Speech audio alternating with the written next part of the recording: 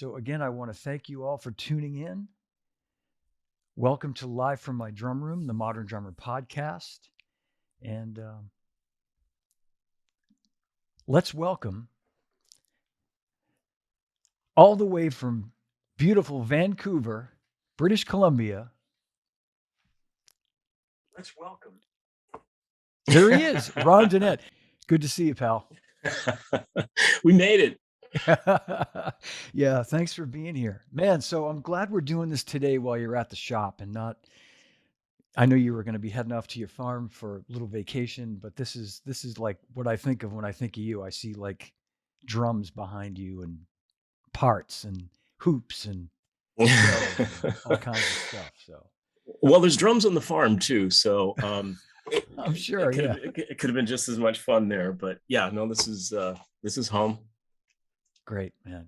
Well, first, congratulations. I know I've said this to you in text messages and other places, but I want to say here on the show, congratulations on your latest acquisition, Milestone Percussion, which I know it's been a little bit now since you've had it, but that's exciting. Uh, yeah, absolutely. I'm so excited about it. Let me just turn this down a bit. As a matter of fact, if you can see right there behind me, Yeah. that's one of the pre-production prototypes that I was working on last night. I'm not used to building 10 lug drums, but yeah, I just and I've got one on my practice kit behind me here. Right. And yeah, I'm loving it. It's so cool to do that whole George Way, routine again, and the whole learning process of going back to a brand that was iconic when I was first starting out. And this is one of those moments where you ask yourself, how did I get here again? Here Yeah. I am. Yeah, I'm sure you do. And so when you said you're not used to doing 10 lug shells, that's a snare drum Yep. behind you? And most in your Dunnett drums and Dunnett drums and your George Way drums are 8 lugs typically? Yeah.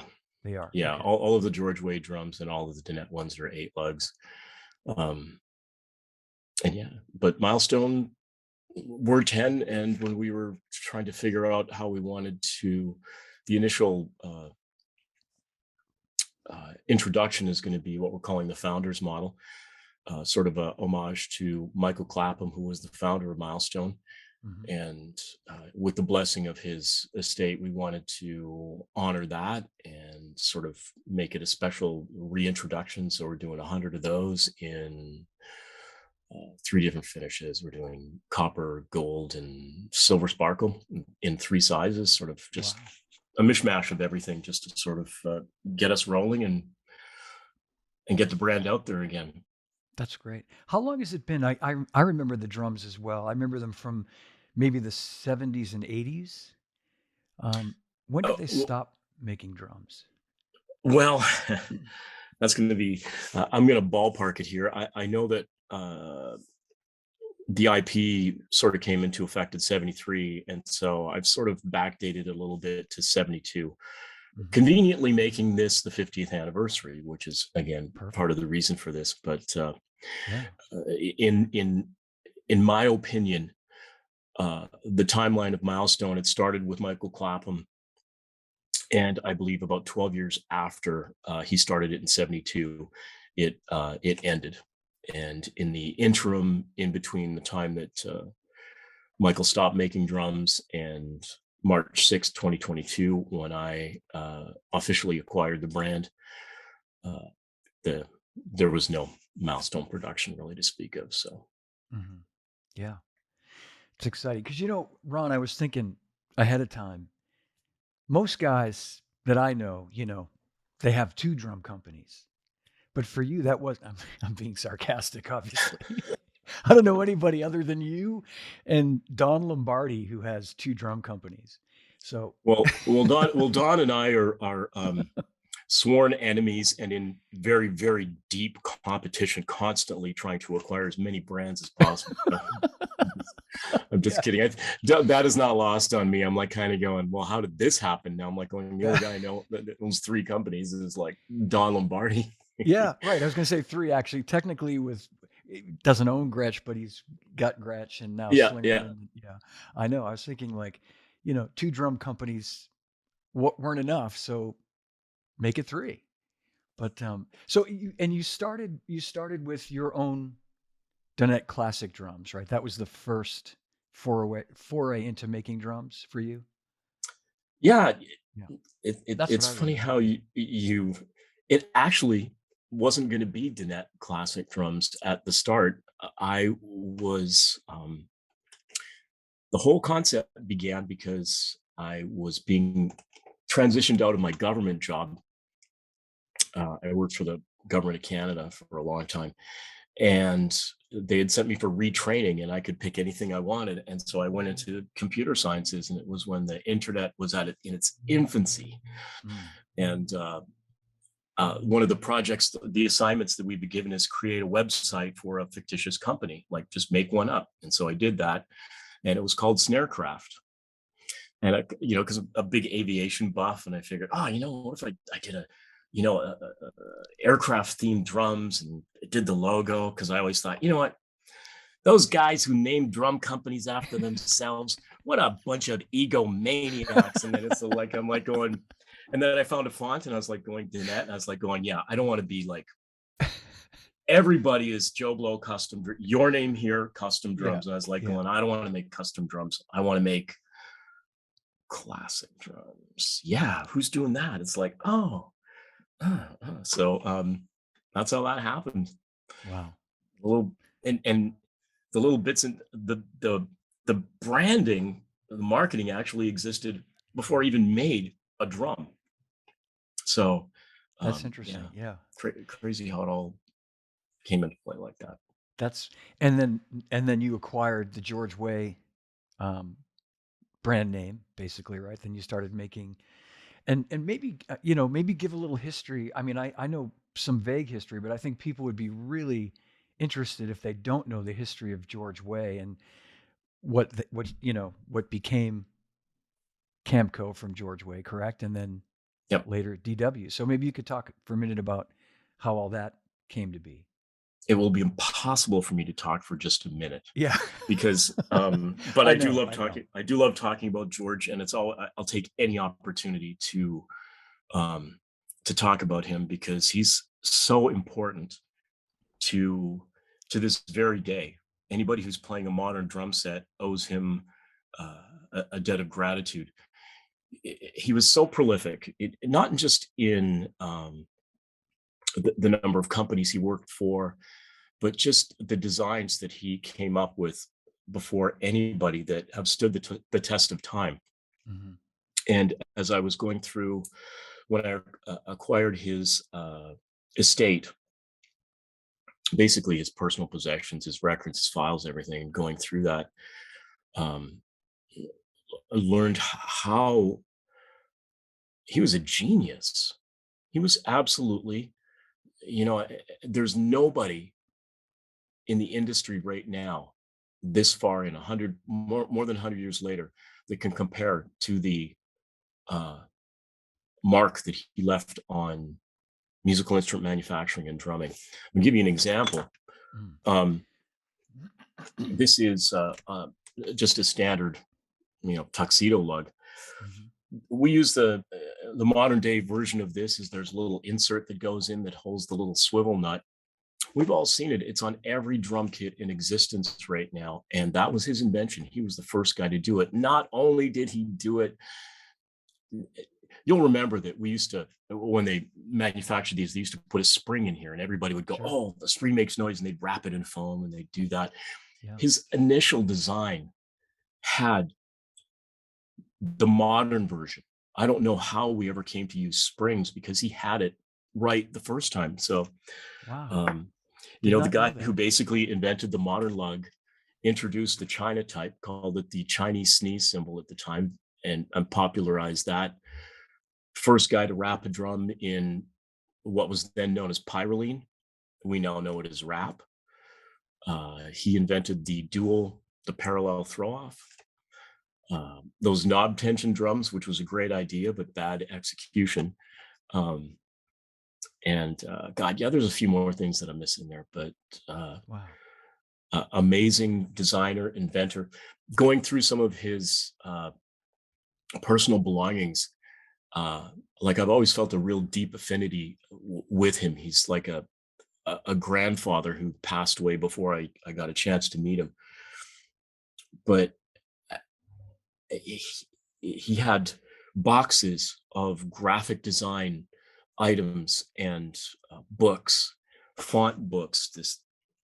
And he was the one who put together all of those leady topics uh, books. And as I'm looking through this stuff, I'm like, going, God, in the time before computers or cell phones or anything, he was not only creating great drum designs, but also doing graphic design and marketing in a way that it's still happening today. So I call him the Da Vinci of the modern drum set, but Yeah. he was so much more than that. That's so cool. I didn't know any of those things. I mean, I knew, just from what I've read, and I think stuff I've heard you talk about, just that he was an innovator in many ways, but I didn't realize, like, the lug design, as you say, that in itself is huge. I mean, that's just, Yeah. um, I mean, that's Well, that's the standard, it's it absolutely is, and having access to that has also made me see things in a completely different perspective. And I'm trying to think of an example. Well, for example, the Aristocrat lug, the one that I'm currently using on production now. I know that some people look at that and they see the similarity between that and the Camco and the DW lug. But the interesting thing is those lugs are actually a variation of his original design. Hmm. His original design is the one that's now on the Aristocrat drums. And it's sort of like, oh, that's just you just put those little things on. And it's like, no, this was actually the original design. And then somehow, for whatever reason, it got modified and then went into production. And that's why one of the reasons why I really wanted to put the Aristocrat lug on again, just because I thought it's such a unique version of Art Deco. Yeah, yeah. Probably my favorite lug next to the beaver tail. By the way, I don't know if you're looking at this, but Jim Catalano, our very good friend, he just put, "Hey, Ron and John, I'm just trying to be a Ronnaby." He liked that. Uh, Well, hey, you know what? Hey, Jim, I'm just trying to. I'm a Jimaby. yeah, we're all trying to. Well, I'm trying to be like both you guys. I'll just say that right now. So that's hilarious. Did you have a background in making drums before you decided to make this change in your career? Like you knew what you were doing when you decided to make your own drums, or did you? Nothing special because I think, and I'm sure that you can confirm this, that when you're a young drummer and you're starting with beginners equipment, and you're looking at the drums that your heroes are playing, you're naturally inclined to want to do things to fix it up and hot rod it or do whatever. So starting on those, my first drum kit was a set of black Maxwin single heads. Peter Criss was my hero, the whole reason I actually even started playing drums, and wanting to, like, okay, I'm going to do this and this. And yeah, as you get to progress and get better, the mechanical side of those things always appealed to me, and wanting to make them better and improving them. And geez, I think I had one beginner kit. I must have painted it 4 or 5 times, from everything from Porsche red to the electric blue. So that's really how it started. But I have no background in engineering or um, design or anything like that. I just managed to put a couple of good qualities together and somehow make it work. Amazing. And do you do everything yourself, Ron? I've never asked you that. I mean, do you have are you like a one man shop basically? Oh, I think so. yeah. Okay.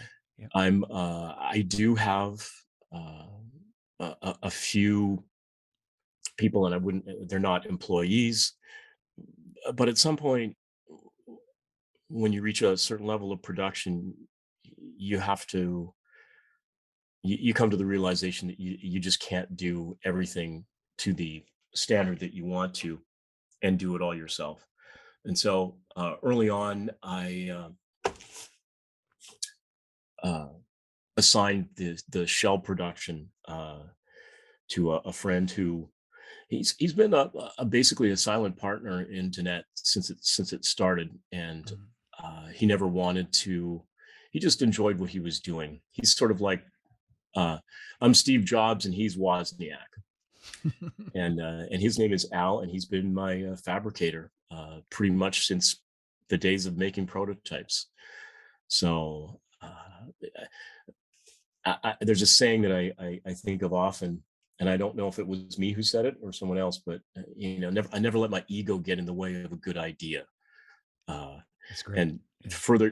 to further expand on that, it's like my shop, and I used to be a little ashamed of it, actually, embarrassed. But this is a single car garage.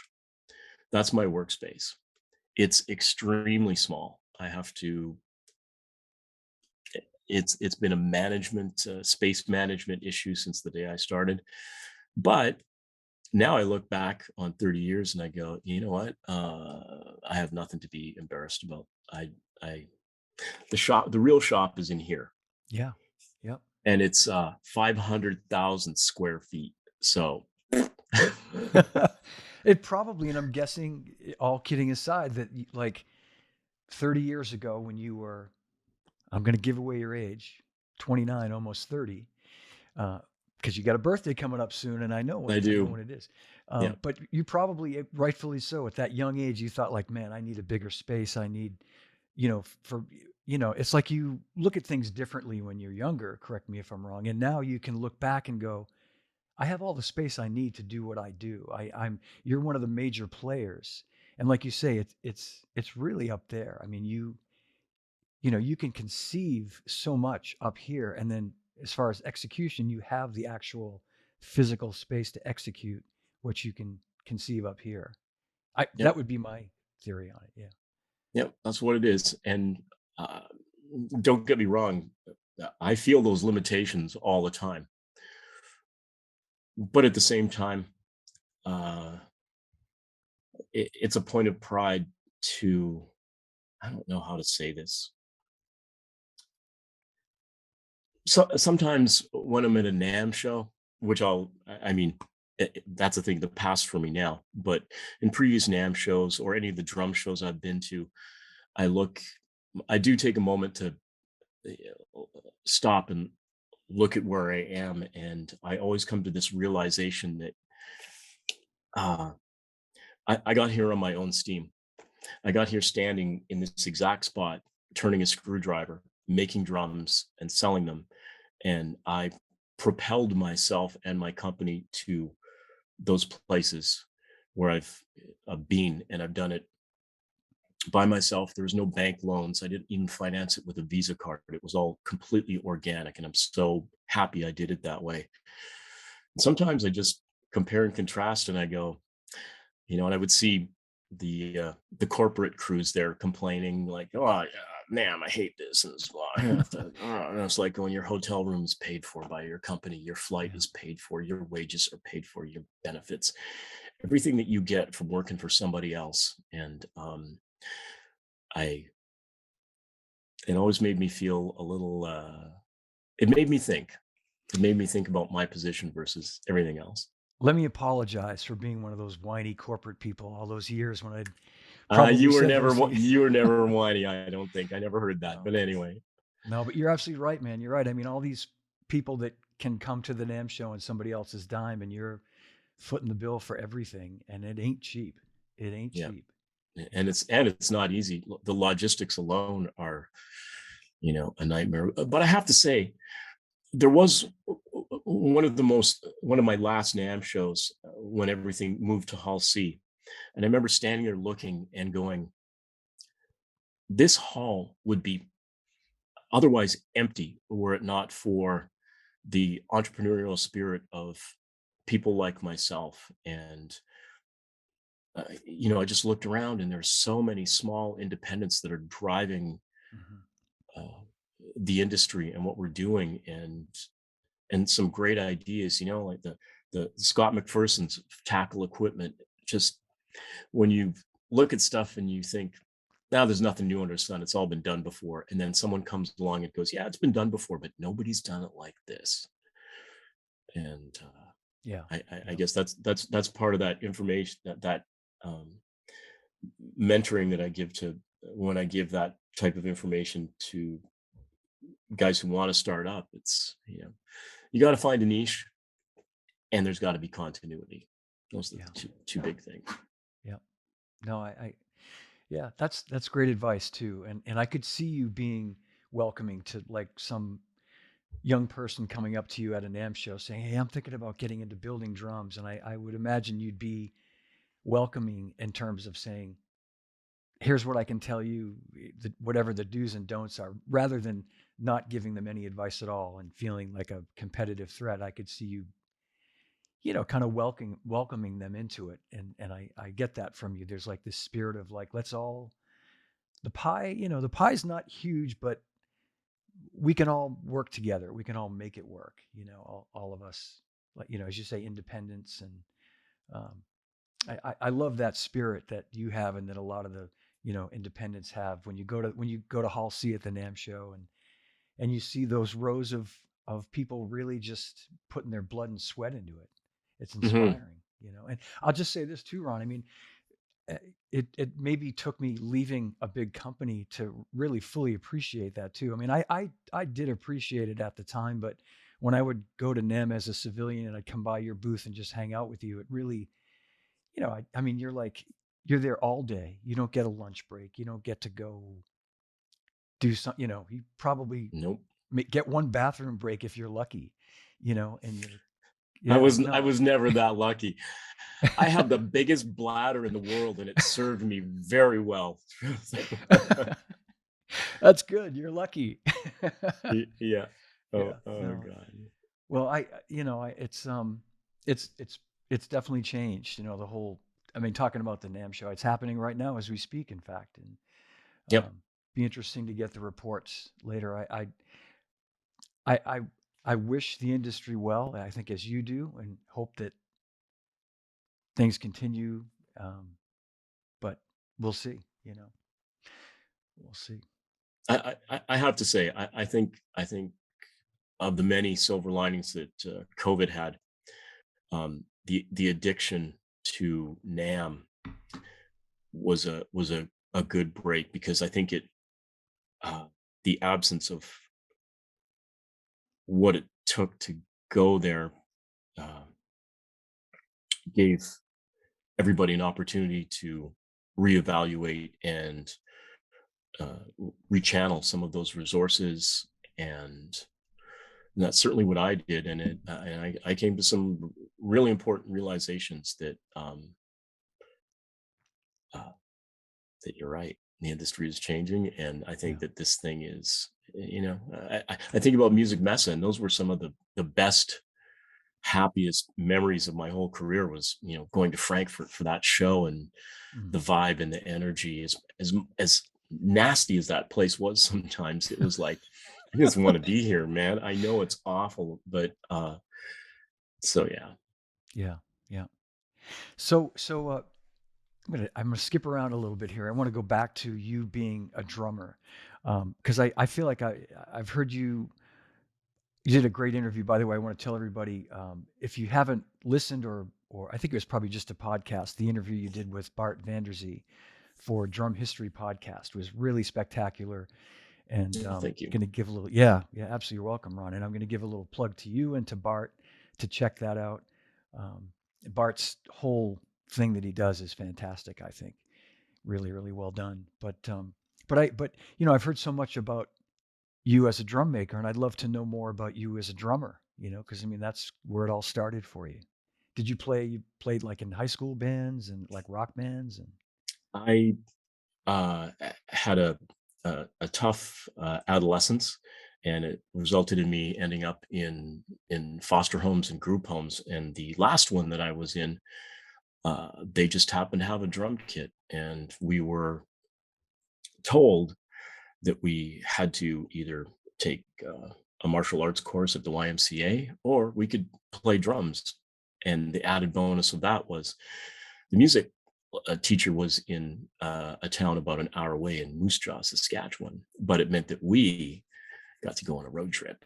And being the troublemakers that we were, it was a great opportunity. Of course, I really did want to go for the drum lessons. I was, and I think it was, I don't know, maybe 4 months in, I brought a tape recorder and sat down with that music teacher and I said, I learned a song. I want to play it for you. And she said, okay. And I played Elton John's version of Lucy in the Sky with Diamonds, note for note with this tape recorder. And when I was done, I was like going, and she goes, I can't teach you anything anymore. And I'm wow. like, oh no, I just screwed myself out of a gig. Oh no. But that was, that was how I started playing. And eventually uh, got us, like I said, the small little Max Wind kit, and Yeah. yeah, that's where it all kind of began. I ended up going on the Canadian bar tour circuit, which was like, oh my god, that was an eye opener. That it took me 2 months to realize that I never want to be a touring drummer Yeah. ever. Oh my god! So I have the greatest respect and understanding for those. But it's funny how all those little lessons you pick up as you go.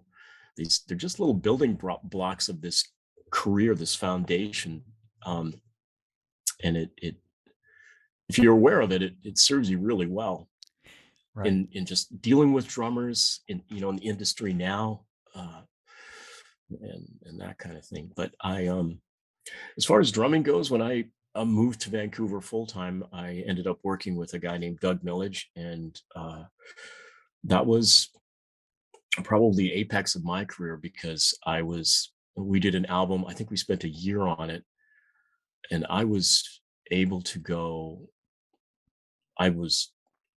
do anything I wanted to. I was my own engineer. It was a beautiful studio that had some fantastic amenities and opportunities, and big concrete rooms and huge spaces. And some of the sounds I got, I was like going, I love this. I Wow. love Yeah. this. So, but now this has kept me so busy. I miss playing. Uh, I was going to ask you, do you get to play it all these days? But not really, you know I would what? If imagine. if you saw me, I did years ago. I did a thing in Seattle, Celebration Day, which was a charity event, and that was fantastic. I was like, I don't know why you asked me. There was Michael DeRozier and Bill Mm. Rieflin and all of these fantastic drummers. And it's like, hey, do you want to play a song? And I'm like, yes. And so that was fun. And then I did one recently at the London Drum Show. They were doing what was supposed to be a Keith Moon tribute. I'm still haven't been able to figure out how it was a Keith Moon tribute, but I did go and play the Seeker there, which was a lot of fun. So Oh man, um, yeah. I really do miss that. Yeah, yeah, Yeah. that was good. And I'm not a fancy technical chops drummer, and it's people go, well, what kind of music do you play? And I'm like going, do you like Motown? You ever heard of Motown? That's my thing. I like groove stuff. Yeah. Um, I'll throw something in there. I like to I like to throw this in there. I When I do my workshops, I say there's one thing that you and every famous drummer, all of your idols have in common. Uh, the Carter Beaufords and the Neil Pearts and everybody.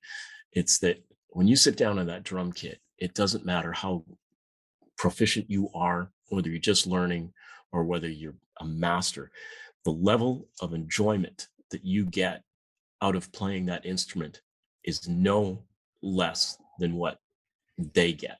And that's the most important thing Yeah. to remember when you're playing that. It's like, that feels so good. Feels good for that guy too. He's just playing more notes, maybe. That's right. That's a really good way to put it in perspective, you know. And I was just going to say, I can totally relate to what you're saying in terms of when I had stopped playing, when I was working, you know, full time and had a, you know, a busy job, and those few times that I got to play, I didn't realize how much I missed it until I had those couple of moments, right, where you're at a function and you go up and you play like a Beatles song or a Stones tune or like a Who tune, which would be really cool. And you go, oh shit, I got to get up now. Really? Just the one song, you know what I mean? Like, so I totally know what you mean. I kidded myself for a long time thinking I didn't really miss it until I got back into it. And I'm like, oh, how did I ever not do this? You know? Hmm. But in your case, I mean, I totally get it because there's only so many hours in a day that, you know, you've got Yep. bigger Well, fish to fry. I do make time for it. I have an EAD hooked up to my little. I don't know if you can see it there behind me very well, but that's my little. Oh yeah. Here, Yep. let me still you. Where, yeah, I don't know if you can see that there or not. No, probably not. I don't want to move that camera too much, but I have my little rig set up here. I've got my little George Way hot red kit and Yeah. Yeah. swapping out snare drums on that thing all the time. In fact, when I was waiting for you, I thought, well, don't get lost because you know I'll sit down. I'm just going to play for 10 minutes. It's like an hour and 10 minutes later. It's like, oh, geez, I'm late. Yeah. Yeah. I just had played a gig last night, and I would normally be, you know, play a little bit today, but after a gig, I just need to just my body can't do it anymore. Like it's almost like, you know, I just take it. It's like my day off. This worked out perfectly.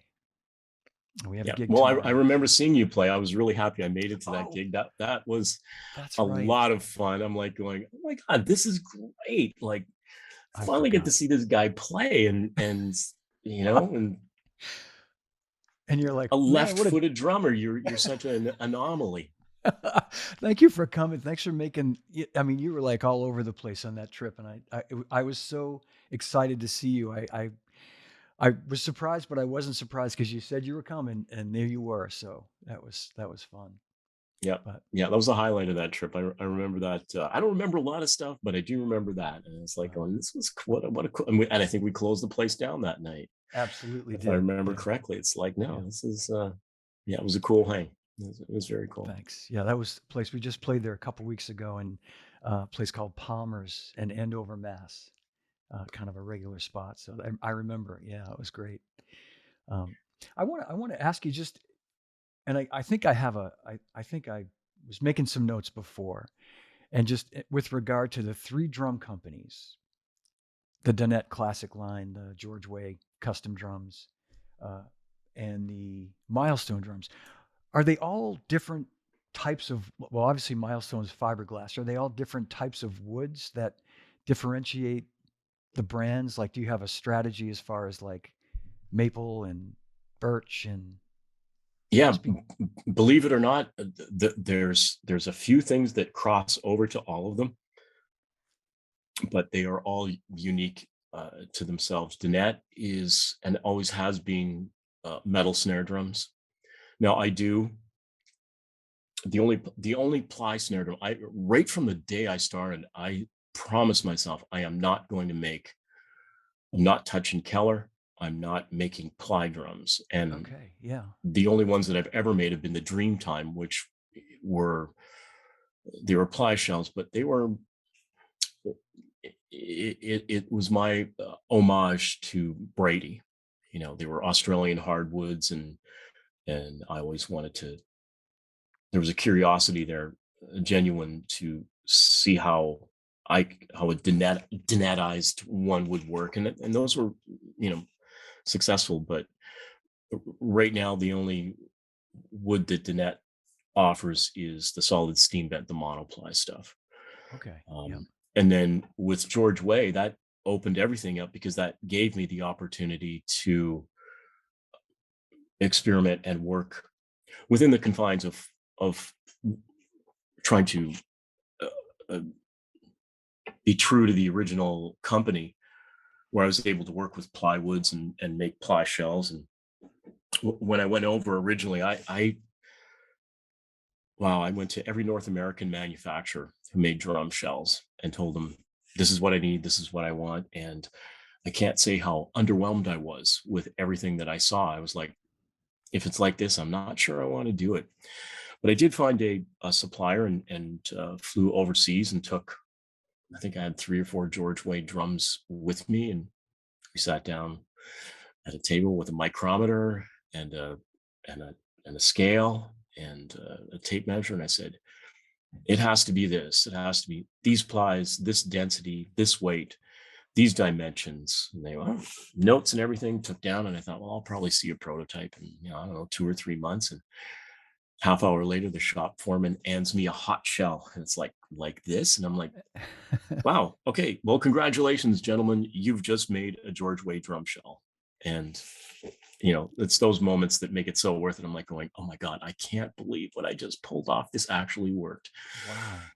And so that's been the success of George Way. I started with the tuxedo stuff, and then it was always my intention to move in and start doing the aristocrat stuff, but because that would be the only way to move the company forward. It was just finding the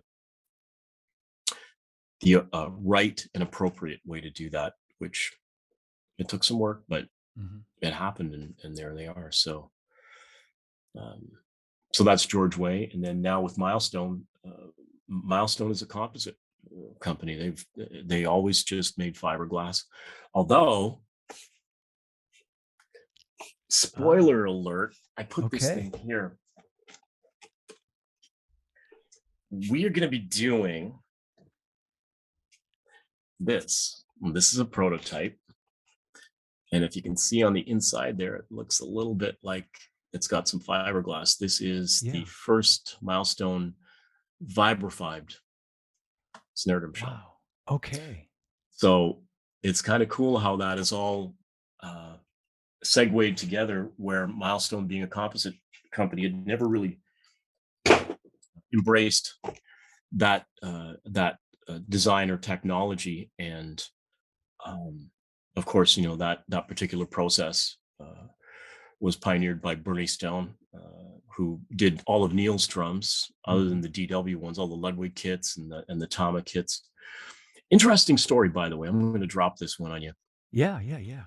Uh, we might not be having this conversation about Milestone had it not been for uh, a soccer game. Neil came to Vancouver and reached out to Michael Clapham, and he was interested in the Milestone drums. And I'm guessing because he had seen his, local Toronto contemporaries like Jerry Mercer Mhm. and Gary McCracken with April Wine and Max Webster. And of course, you've heard Milestone drums because that famous uh, duet with Neil Peart and Gary McCracken on Universal Juveniles, where they both played drums simultaneously side by side. Those were Milestone drums. But uh, Michael declined to bring Neil any drums because his son had a soccer game and they were only in town for one day. And I just have to think sometimes, I'm like, going, God, if he had just said, honey, can you take the boy to the soccer game? I got to go take a drum to this guy. That It Can could you have changed. imagine? I know, man, it could have changed everything. Yeah. But then, like you said, you wouldn't be the proud owner of Milestone Drums right now, Nope. possibly. Yeah. That's very true. That's very true. Wow. Speaking of Neil, um, my next guest in a couple of weeks is none other than our friend Lorne Wheaton.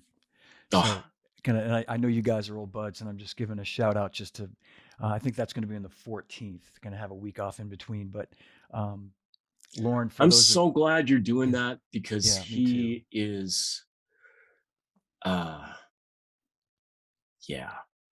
What do you say about him? And I'm fortunate because I know him in a different context than most people who know him.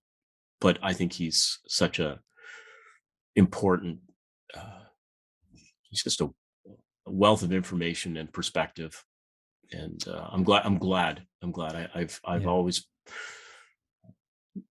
brokered for him with with people like yourself and Drumeo. People are like, you should talk to Lorne, man. Like you should, you know. Well, thank you. Yeah, I've known him, not as long as you, but I've known him, gosh, probably 30 years, and just have the utmost respect for him, and so when I knew he was retiring, and I'd thought about him, gosh, like 2 years ago when I had Yard and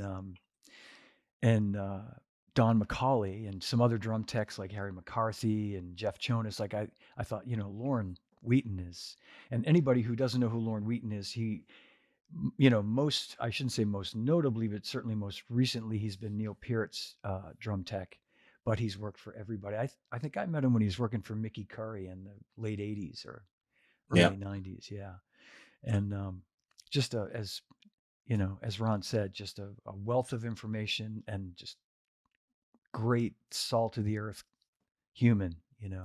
yeah. Um, I call him the professor's professor. the professor's professor. I love that. That's Yeah, perfect. Yeah. yeah. And you know what? We're working on it, and he hasn't said no. In fact, I think he's actually said yes. Lorne was part of the Milestone story early on. He told me the story of being in Toronto when I believe it was Gary McCracken got his first kit and it came unassembled. So he said, I remember that having to put that kit together, put the lugs on it. And there, I have a picture of him sitting behind McCracken's Milestone kit. And I'm like, we should make a signature drum for you. I hate the word signature, but we should do a Lorne Wheaton Milestone. Wouldn't that be cool? Like, yeah, Collaboration. Yeah. yeah, Yeah. yeah. So I got my fingers crossed. And hey, who wouldn't? We're talking about a guy who, you get a drummer who plays some drums and they get a deal, and uh, and be that what it is, if you're a tech, seeing and knowing all of the stuff that you have, I'm thinking, wouldn't you want to have that kind of a signature on it? It's like, hey, this guy knows. It's not just one drum; it's everybody else's drums inside and out. So Hmm. I thought that that would be a really cool thing. And by the way, don't use that R word around him. I don't think he'll like that. All right. Uh, so talking about Milestone, because we're on that theme. What's your sort of time frame for getting like stuff out to shops and delivery and production and those kinds of fun things? Well, as of today, all the bits and pieces are here. I'm only waiting on badges, and for this first run of 100, we decided um, to do a cast minted badge. So it's like 5 millimeters. It's a hood ornament. It's Hmm. beautiful and just that classic, plain, beautiful, simplistic milestone logo on it. All the shells are have all been cast and cut and cleaned and edged, and they're on their way here. And all of the other components are here. So for the rest of June and probably up into July a little bit, I'll be doing as much production on those as I can. I think what I'm going to do, what we're going to do, is do a soft launch here in Canada and give the Canadian dealers the first kick at the can, and then when I Nice. come back uh, from my yearly sabbatical on the farm, I'll be doing that'll be the let's kick it into high gear here and start getting these drums out. But I have to tell you, um, and I knew this right from the day I my first experience with Milestone was as a young, late teens drummer in high school, that I walked into a garage band, and a guy named Dave, a drummer there, who I was a little envious of, because he, first of all, he had these drums and I was playing them, like, these sound so good and they're double headed. I don't get this. And I was like going, they sound amazing. Like, and he was a little bit better drummer than me. So I was like, but anyway, Double-headed. I know, right? I'm so dating myself here, aren't No, I I? get it, man. But yeah, That's cool. Well, I love the idea that you're giving Canada the first kick of the can. I think that's absolutely the way to go, man. Like it's the home turf, and launch them there, and then you think you'll come back to the States for another one of your little dealer tours that you do? I know you just did one, kind of a little short one after Chicago. Yeah, I always like doing them. They take a little bit of energy and resource to organize, but I certainly enjoy it. I know how this is going to sound, but I mean it. The highlights of those trips are meeting genuine, real working drummers, um, Yeah. who are they've got so many fantastic stories, and they're all different and unique. And then just the I'm so selective with my dealers because I have so few, and it just makes it easier to fulfill uh, everybody's needs and not compromise the quality. But just the stores and the stories and the drummers that go to those stores, just to be able to immerse myself for a day in there. And each one of those shops is completely unique. Running from the Chicago show, I went to Sweetwater, and that was like, okay, like I Hmm. this is different. And then to Nelson Drum Shop, where you have a young entrepreneur by himself, up against the odds in that town, and that place has Yeah. so much vibe. And Jim going to the gong chamber. Oh, I got some gong therapy. Oh, it was fantastic. Oh, I if you isn't that haven't an had, have you been there? I went there. I went there about 10 years ago, and he had just sort of opened up that gong room. And I'll tell you, I don't want to detract from your story, Ron, but it really is. There's something that happens in there, right? I mean, there's an energy that when he'd said ahead of time, you gotta, how excited Jim is. He's just like, Yeah. you gotta come check this out. And he's hitting all these gongs, and then he hits that big giant Peisty 60 or 80-inch gong, was it maybe? Yeah. Yeah. I think Um, it's I think it's a 60. 60. There's like something that happens, like an energy that, yeah, I felt it, man. It was like, wow. Yeah, Yeah, very it's a uplifting. it's a little it was a little unnerving the first time. You know what it's like to go in there, and you close your eyes, and you're feeling a little bit vulnerable, and somewhat awkward. And this time going back, I was like, I don't care. I'm getting close to that thing, and I'm going to drink every ounce of vibration in. It's like, yeah, I'm closing my eyes, I'm taking a deep breath, and I'm getting lost, and I don't care who's watching. And Great. and Yeah. yeah, that I felt great for days after that. I was like, you know what? I don't know what it is. My back doesn't hurt as much from all those hotel beds, and I feel a little That's great. happier. Yeah. Vibration, man. Oh my god. Yeah, it's not. I think there's something there, and I think Jim does too. I think so. And I haven't been to Jim's shop. We're talking about Memphis Drum Shop, and I haven't been there in about 10 years. And I'd love to go back. I don't know when I'm going to be in Memphis, but maybe if you go, I'll meet you there. Yeah. And we'll, Well, it's a destination. There's so yeah, many reasons to go there. Um, yeah, but yeah, I think next year I'm going to maybe follow a bit of different plan. But there's a drum show in Nashville that seems to be getting some traction, and that yeah. one's coming up in July. And I was thinking, oh, you know what? Maybe I'll break it up from the Chicago show, and Mm, yeah. and just sort of do something down that way. They say, and I know from the old summer NAMMs that there's no better place to be in July than Nashville.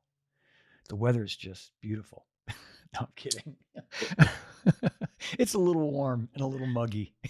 Well, Um, I'm a cold-blooded lizard, and there's nothing that I love more than heat and humidity. It's like, bring it, all of it, all of it. yeah, yeah, yeah. No, I do too. I love the warm weather. I just remember going to those summer shows in July and going like, oh my god, it's pretty intense. But I've heard good things about that show too. I'm gonna be not able to go, unfortunately, but I wish I could.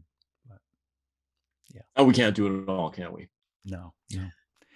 But but cool. And I'm sorry, I know you were at Shane's shop last Saturday and I forget we had something going on. I seriously got up that morning and thought I should just jump in the car and go up there even if it's for an hour, but it's like 2 hours to get there.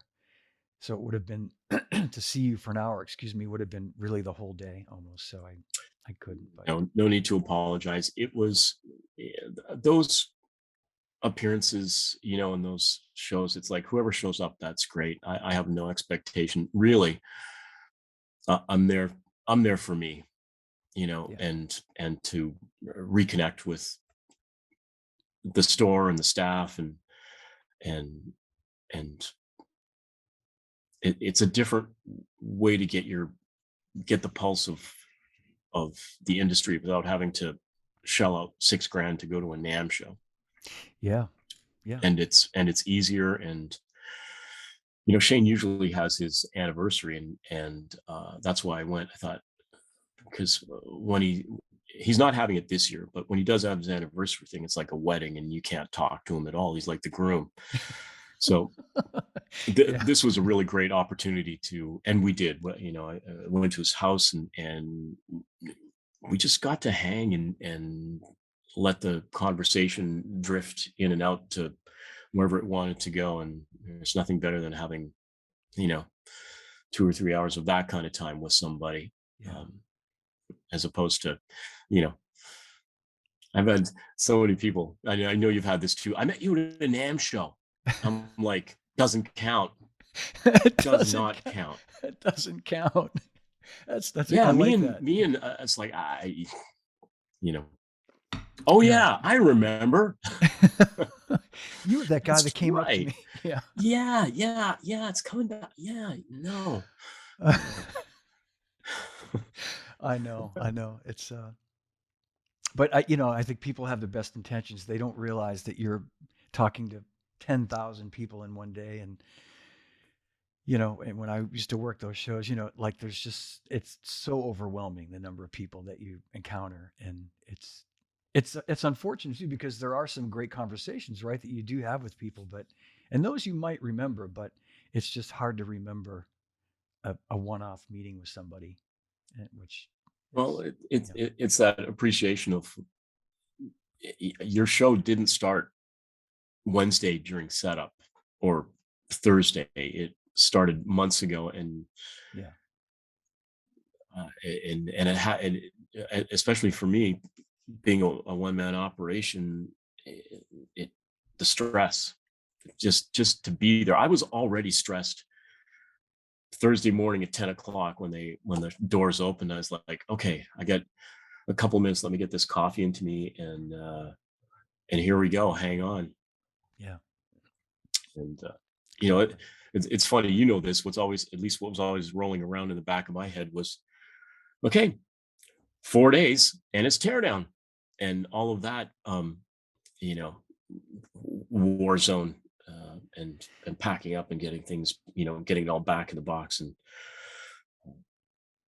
yeah, I think I do remember this. There were some Sundays where I really wasn't able to talk. It was hard for me to put. I remember actually talking to someone and going, I just had to. Can you just give me a minute? I just had to walk away for a minute and just reset. I was like, I can't believe I couldn't even put a sentence together. It's like, okay, just come back. Okay, now where were we? I just, Yeah, yeah. Let alone even having a voice too. I mean, in many cases, I'm sure when you're trying to talk all day over the din of the noise, by the end of the day, you're like, I've lost my voice many times there, and yeah. yeah, no, well, we're gonna get awarded medals from NAMM at some point in our lives. We're gonna Oh be yeah, I could just. decorated. I can't wait for mine. Well, Ron, this has been so great, man. I so appreciate you making time to have a chat today. And Well, I love what you're doing. I think, yeah, I'm glad you thought of me, and I absolutely did want to do it. I just didn't want to push, and No, Um, man, absolutely. No, I'm so happy you wanted to do it, because it's I I know I'm sensitive to the fact that you've done a lot of these and you're asked to do a lot of these, so I don't want to ever assume because we're friends, but I I think it's great that you were able to talk about some things maybe you don't normally get to talk about too. and very true. And I've always enjoyed our conversations. And I was thinking, I'm like, okay, well, what are we gonna, should I ask him what I wanted to do in advance? And I thought, you know what? No, I kind of like those free flowing, and that's what this is, a conversation. And Yeah. I know from talking to you in the past that you tend to bring out the best in me anyway. So I Oh, wasn't worried about it. I thought he's probably more worried about it than I am. Then he's going to say something. I don't know. no. But, No. Well, thanks for saying that though. No, this, I've always enjoyed when we get to hang out together, and this has been great. well, good. I can't wait to see how it turns out and the response, and I'm very much looking forward to hearing Lauren's. That's going to Yeah, be great. I'll give you a heads up. It's going to be. I think we settled on June 14th, probably the same time, and I'll give you a heads up. No, you'll be off on your farm, but you'll be able to watch it probably. I assume. I Will you be Yeah, able? no, I will be there for 1 week in June during that week. But yeah, I'll be checking in and watching. Okay, Yeah, I won't miss Lauren for anything. That'll be great. great. And there's a couple of great comments before we say goodbye here. I wanted to mention Therese DeMuzio, um, daughter of our dear friend Lenny DeMuzio, the late Lenny. great one and only Lenny DeMuzio. Yeah. Um, had a nice comment, and so wonderful to hear Ron's humble words about about the industry, a treasure to all his dedication to the percussion world. She is Aw. fantastic, that Wow, Therese. that's really nice. Thank you. She is wonderful. And my friend Penny Lane, who comes to see the band all the time, who was no doubt there the night you came to see us, has Hmm. enjoyed this. So there's that. And there's Ralph Angelillo, another Canadian. So Yes, I'm great, gonna go hang out at Ralph's show. I'm really looking forward to that. great, great. I'm going to try to get there. I think I might have a gig that weekend. I don't know. I got to check. But I may see you there, possibly in Quebec City. Well, you're always welcome to come up to Canada. This will be in Quebec City. You're welcome to the poutine Yeah, and the beer. I love Ralph. Man, we go back a long ways, and he's Yeah, just the best. Yeah. yeah, he's a Hello, sweetheart. John. It's Ralph Angelillo. Yeah, right. That's good. That's good. Okay, one All of these right. days when we get together in person, we're gonna have to do some. I got some impersonations. I've been getting really good at them. All right. I Scary won't. good. Yeah. All right. We'll do them offline. So Yeah, yeah, yeah. yeah. All right. Well, again, thanks everybody for watching today. Big hand for Ron Dunnett, and You thanks got for it. watching everybody. See you in a Thank couple of you. weeks. Yeah. Big hand for Ron, and live from my drum room, Modern Drummer Podcast.